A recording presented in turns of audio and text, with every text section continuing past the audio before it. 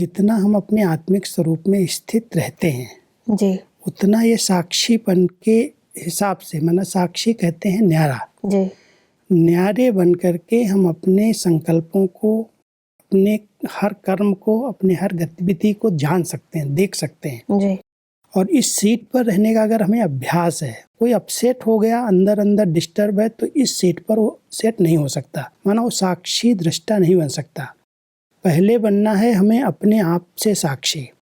हम अपने हर संकल्प को चेक करें, साक्षी न्यारे होकर के देखें, जी ये जो संकल्प चल रहे हैं, ये जो बोल हो रहे हैं, ये जो कर्म चल रहे हैं, क्या ये श्रीमत प्रमाण है? अगर हम साक्षी हैं तो हम उसको ऑब्जर्व कर सकते हैं, देख सकते हैं, समझ सकते हैं, और जब समझ सकते हैं तो परिवर्तन भी कर सकते हैं। बिल्कुल। तो परमात्मा कहते हैं ये साक्षीपन की सीट पहले स्वयं को साक्षी होकर देखें, फिर अन्य आत्माओं के पार्ट को, उनके हिसाब किताब को साक्षी होकर के देखने से आप न्यारे प्यारे रह करके उनको मदद कर सकते हैं, उसके अधीन नहीं हो सकते। तो परमात्मा हम सबको बहुत ऊंची सीट देते हैं और कहते हैं इस सीट से आपको कोई उतार नहीं सकता, निर्भय होकर के इस सीट पर बैठो।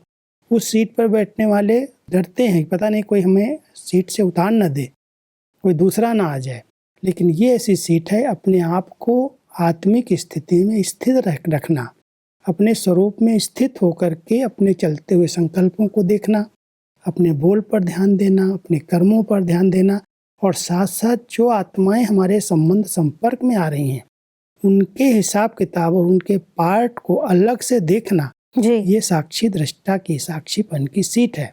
और इस सीट पर रहने वाली आत्माएं बड़े अच्छे अच्छे अनुभव करती हैं, कभी भी किसी भी बात में डिस्टर्ब नहीं होती। ये ऐसा क्यों कर रहा है, इसको ऐसे नहीं करना चाहिए, वो साक्षी स्थिति बहुत न्यारा प्यारा बना देती, बहुत हर्षित रखती है। और वो अभ्यास अगर किसी ने कर लिया तो अपनी बहुत एक रस और ऊंची स्थिति में स्थित हो सकता है।